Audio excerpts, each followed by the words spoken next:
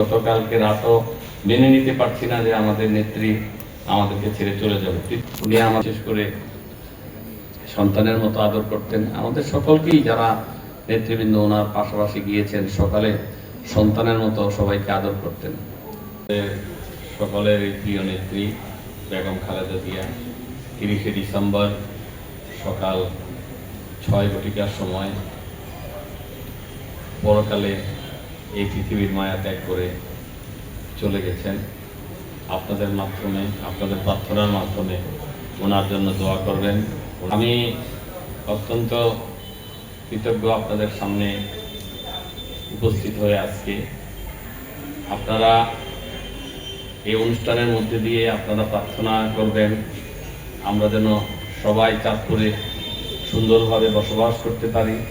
চাঁদপুর যেন একটি যানজট মুক্ত শহর হিসেবে সারা বাংলাদেশের মধ্যে নাম করতে পারে।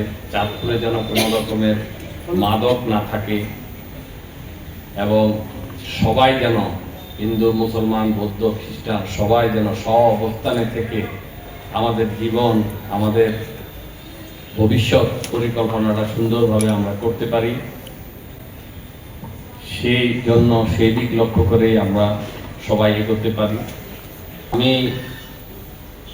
চাঁদপুর জেলা বিএনপির সভাপতি হিসাবে আপনাদের যদি কোনো কাজে লাগতে পারি, আপনারা আমাকে যে কোনো সময় স্মরণ করলে আমি আপনাদের পাশে থাকব।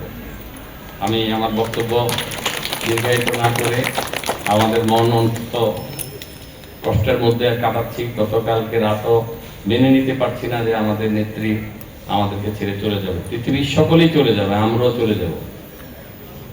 উনি আমাকে বিশেষ করে সন্তানের মতো আদর করতেন। আমাদের সকলকেই যারা নেতৃবৃন্দ ওনার পাশাপাশি গিয়েছেন সকালে সন্তানের মতো সবাইকে আদর করতেন। আমি আপনাদের কাছে ওনার জন্য আবারও প্রার্থনা চেয়ে আমাদের সকলের জন্য, সারা চাঁদপুরবাসীর জন্য আপনাদের কাছে আপনাদের প্রার্থনার সময় আপনারা ভগবানের কাছে প্রার্থনা করবেন সবাইকে যেন সুস্থ রাখি। এই বলেই আমি আমার বক্তব্য শেষ করলাম।